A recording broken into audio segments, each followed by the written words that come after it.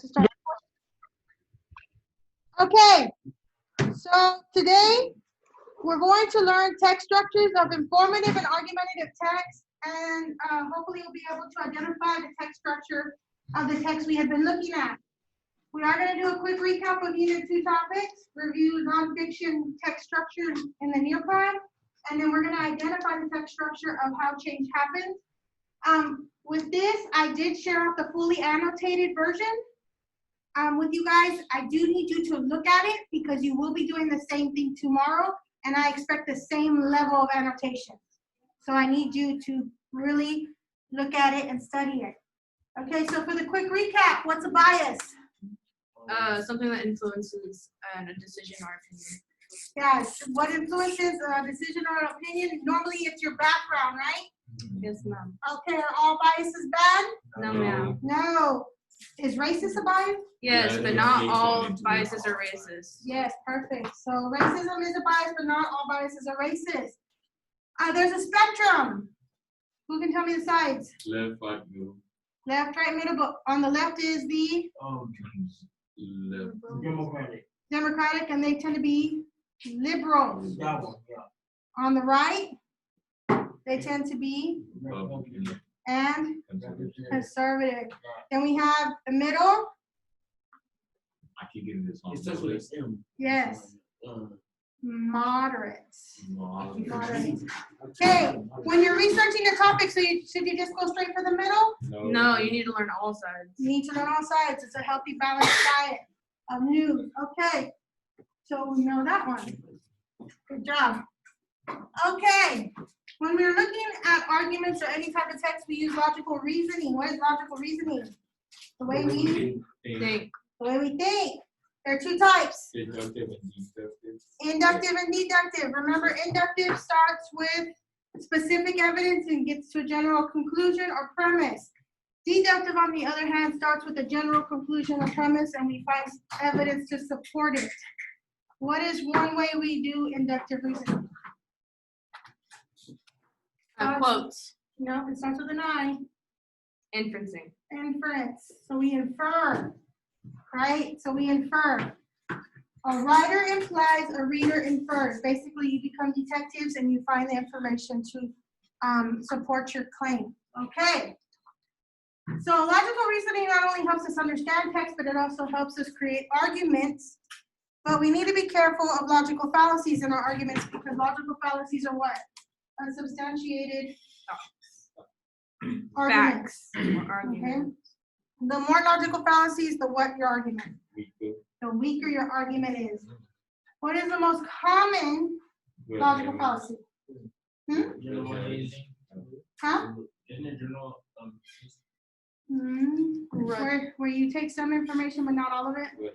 Oh, cherry picking. Cherry picking. We see that a lot in reviews, commercials. We even do it with our parents, right? My son used to come to me and say he wanted to do something and he would only pick out the information that he wanted me to know. Cherry picking. What is about the most petty way? Ad hominem. Ad hominem, because that means I'm attacking You. you specifically, not even the argument, just you. Me. Okay. So we want to avoid logical fallacies in our argument, but we want to use rhetorical appeals. What are those? Ways we what? Persuade people. The ways we persuade people, because rhetorical means to persuade. So ethos, locus, and pathos. Yeah. Ethos, pathos, and logos. Okay. Ethos I appeal to Credibility. your credibility, right? And when I'm appealing to credibility, that means I'm using what? Incredible stories. Credible. So why is that credible? Substantiated. It's not. But what about my background? My background and knowledge, remember? So ethos, I show that I'm credible because I have a background in that field. I know the terminology, right? Yes, ma'am. So I use ethos every day when I'm in here because I'm using my credibility as having had a degree in English, have studied it, have taught it, right? So I'm credible. But if I were to walk in here and didn't speak a lick of English and I'm like, I'm going to teach you English, am I credible? No, right?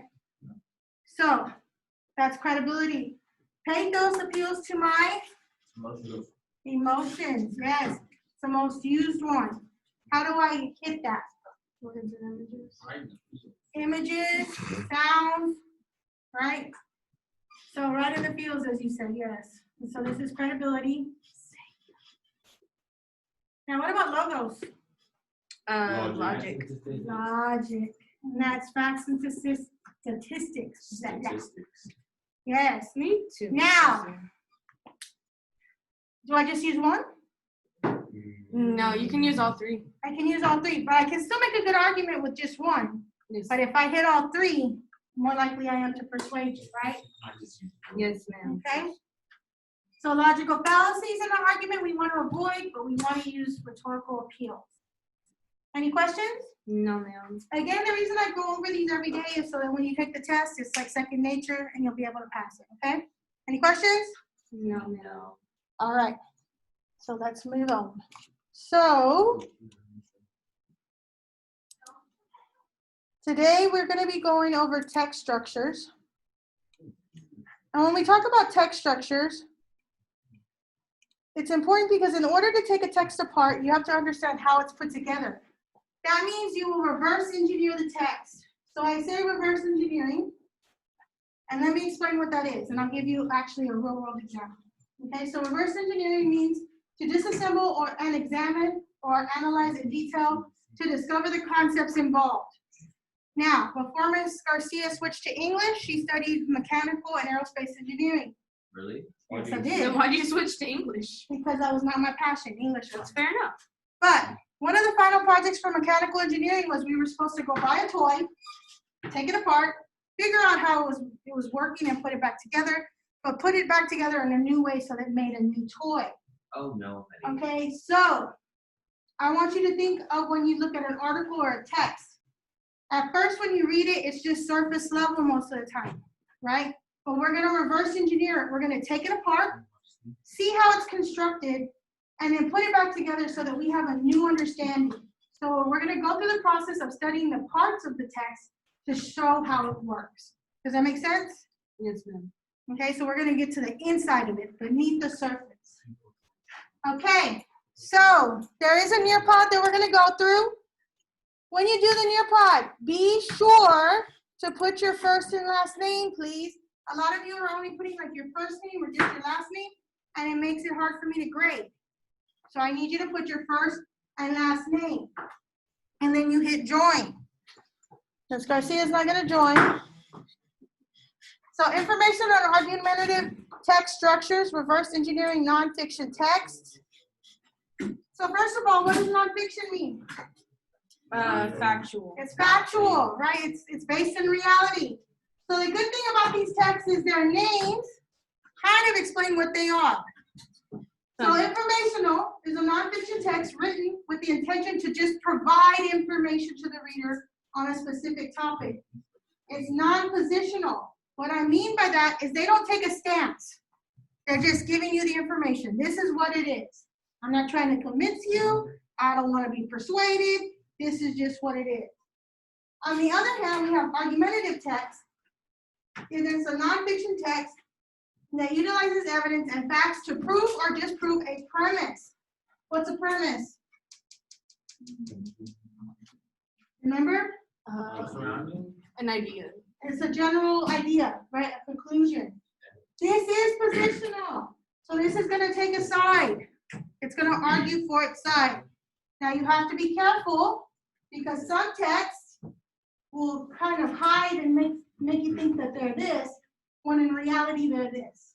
Okay? So when we think to the text how change happens, when you first start reading it, it sounds like an informational text, right? It's just giving you information.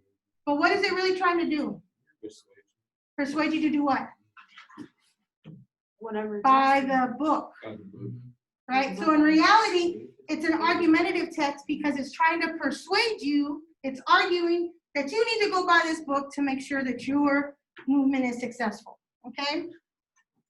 This also, so when you're in ninth grade, you were required to write an informational paper. You guys got lucky, right? You didn't have to take the star. But what would happen is a lot of times when kids would start writing informational, because of our biases, a lot of the kids would start to write argumentative text and choose a side, okay? This year, luckily, you get to choose a side. Any questions on that? No, ma'am. Okay. You guys good on Zoom? Yes. It's policy. You know, this could be practice for like. Yes. So there is going to be a quiz. I'm not going to show you the answer or whatever. It's just one question. It should be pretty easy. Okay. I'm going to go really quickly through informational text because you should have learned this in 9th grade. But if not, it's just kind of like a refresher. So we have description, pretty easy. The author provides details on a topic in order to give readers a mental picture. So here's the main topic, and then they just provide the details, okay? Compare and contrast. The author discusses similarities and differences of a topic. This is a Venn diagram. All of you should have seen this at some point in your life, either in math or English. So what happens is you put the differences here and the similarities here, okay? Order and sequence. The author provides readers with chronological events or a list of procedural steps. What does chronological mean? In order. In order. In order of Time. time and date, okay? So yes, so time and date. So you'll see this a lot in like history class, right? Step by step, okay? Procedural steps is how, the procedure of how you do something. So instructions and recipes. Do instructions and recipes try to persuade you of anything? Yes. No. They're telling you. Literally, it's just telling you, follow this recipe exactly, follow this step exactly. Maybe the article it's linked in. These are the ones that we tend not to pay attention to, right? How many of you just skip the directions, Yes. right? I How many of you buy something and then try to figure it out yourself and then you're like, wait a minute, I have all these extra pieces. IKEA. There you go. Problem and solution. So I want you to think of moving forward with this one. The author gives information about a problem before providing a solution. Now, this one can be tricky because this can actually fall into an argumentative one if they try to choose a side. It's informational when they tell you a problem and the solution that was used. Okay, so think of it that way. Not trying to get you to choose a solution, but a solution that was used. Okay? So, think of it like this happens a lot in history. They'll tell you of a social issue, and then if they tell you something that happened, the solution to it, right? That's what it is. So it's moving with the problem first and then the solution. On contrast is cause and effect. The author describes an event or cause and discusses the effects of that event. So it talks about here the event itself, and then it kind of tells you all the different things that happen because of that event. Okay? Make sense? Yes, ma'am. All right. So that's informational, pretty straightforward. So then we have argumentative text, and this is the one that you guys need to be concerned with because you will be writing your own argumentative text and persuasive text for the STAR, okay? So when it comes to argumentative text in media such as blogs, news columns, and editorials, journalists tend to use an inverted pyramid. Inverted means upside down, okay? This method is used to maximize as a way of front-loading a story so that the reader can get the most important information first. What does front-loading mean? Reading the most important information first. That's when I push all the information and then I provide information afterwards, okay? So I do it all the time in Schoology. I push out all the information to you guys, right? Everything's there. And then I come behind that and I explain it to you. Make sense? Okay. So it starts off with the lead, the most important information, the who, what, where, when, why, and how. Now here it says approximately 30 words, 1 to 2 thin paragraphs. This though can change. This can vary. That's not set in stone. May include a hook, which is a provocative quote or question. It's just something to get your attention, to keep you reading. The body is where we provide all the crucial information. So it's an argument, controversy, story, issue, evidence, background, detail, logic, etc. This is also where you're going to find a lot of quotes from sources, right? They're going to back up their stuff, so they're going to provide their evidence. They'll have photos, videos, audios that support, dispute, or expand the topic. And then we have detail. That's where the extra information comes in. Anything that's interesting or related May include extra content in blogs, columns, and other editorials. There's often the assessment of the journalist, so they'll tell you what they think. Okay, so it's basically 3 parts. This is important because when you do your own writing, and I'm going to show you how it works at the end of the week, your own writing will have these 3 sections. Okay? Questions? All right. So real quick, let's just kind of go over a little bit more. So the lead, that's the most important information. The who, what, when, where, and why, and I call it the switch up. The reason I call it the switch up is most argumentative persuasive articles will start with something like most people believe, many people think, right? Common thinking is. And then followed by a but. Yes, and then they switch it up. But, however, right, they're gonna argue the opposite. What happens is you want to always acknowledge the other side first, because that gives the reader the awareness, or the thinking at least, that you know what the other side is, right? If I know what the other side is, then I can truly speak to my side. So in the lead, the author attempts to paint a picture for the audience by providing the who, what, when, where, why, and how of the story. That's where you provide critical information. So information that is the most important. What do I need to know to understand what you're talking to me about, right? The hook, and then the author's claim or thesis. What is a thesis? It's like a short. It's like a short summary in 1 sentence. Yes, I always call it a grown-up main idea, okay? Because it's the main idea of the entire paper. I should be able to take your thesis out of the paper and know exactly what you're talking about, okay? So it's the big main idea. Any questions about that? This is a thesis statement, like you state it and you say because and you list 3 things. Yes, and I'm going to show you a trick with it, because I'm going to make it even simpler for you. Okay, then we have the body. Now the body can actually be much bigger, okay, than the rest of it, because this is where you're going to provide your evidence. So I call it the evidence. So in the body, the author builds his or her argument and makes their point on the topic through evidential support. So this is definitely where you're going to see the author's stance. They're going to provide details with evidential support, and sometimes they'll acknowledge other counterclaims. So just like there's a big idea, a bigger counterclaim, they might take pieces of that counterclaim and start picking it apart, okay? This can be anywhere from 1 paragraph and to where I've seen some that have 30, 40 paragraphs, okay? For you guys, when you start writing, yours is going to be 2 body paragraphs, okay? Questions? No, ma'am. All right, cool. Okay, the last part, the tail, I call it the do something.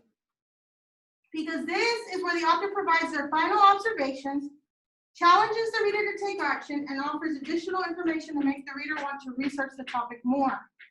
So they reassert their original claim. We call this restating the thesis. They're going to take their thesis, reword it, and say it again, so you remember what the main point of the article was. They provide their end thoughts on the actual topic. Here's what I think, and then they do the call to action. What's a call to action? Yeah, get up and do something.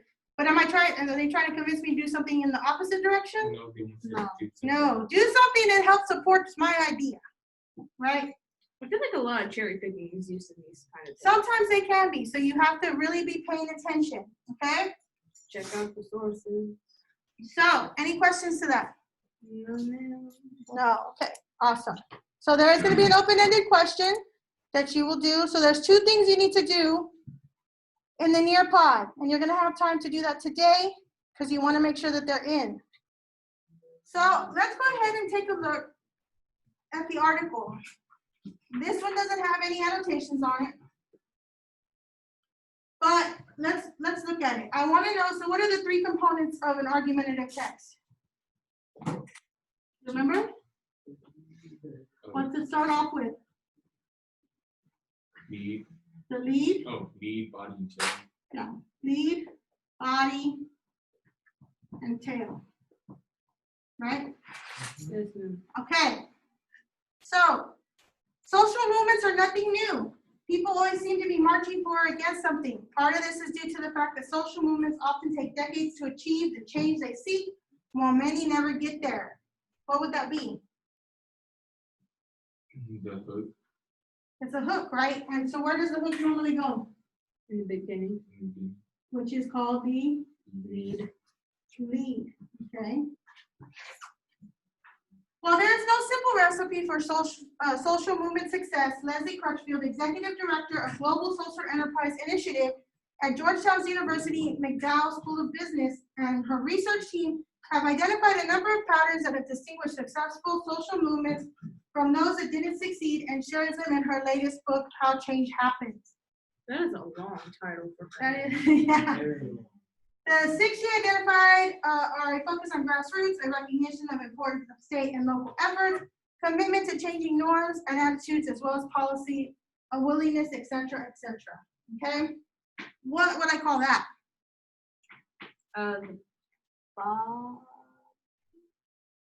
Is it? I feel like it's still giving information about the lead. Okay, so yeah, it actually is a lead, and I'll tell you why. First of all, what is this? It's a. Well, there is no simple recipe for a social movement success. What am I doing right there? What is she doing? Sympathizing. She's acknowledging the other side, right? Yeah. Because she's going to argue that Crutchfield's book says that there is a way. Okay? So this is acknowledging the other side. That's going to get you out of a lot of trouble if you acknowledge other people's Yep. opinions. Because it also tells you that I'm well versed and well knowledge in it. Okay, so that's also very important information you need too. She's establishing remember she's establishing ethos in here and all those things. So these are all the lead. The rest of it does become the body, right? So the rest of it becomes the body. So let's take a look at the end, because we know the rest will be all body paragraphs. Okay. As Crutchfield makes clear, movement building is process-oriented, relational, and iterative. With a diverse set of examples that spans decades, issue areas, and organizational composition, her book is a reminder that the past holds countless lessons that can inform how we create meaningful, sustainable change today and into the future. And while the examples she shares are largely drawn from the US, her findings will resonate with today's movement leaders and the legions of activists driving movements around the world. That's a good thing, because as Crutchfield puts it, change rises up to the top, not the other way around. So what do we call that? Tail. That is the tail. Okay. And what is this? What is she doing? Again, acknowledging the other side. She's not acknowledging another side. What is she doing? She's restating Her thesis. her thesis. So that's the restated thesis. Where's my call to action? Where does it start?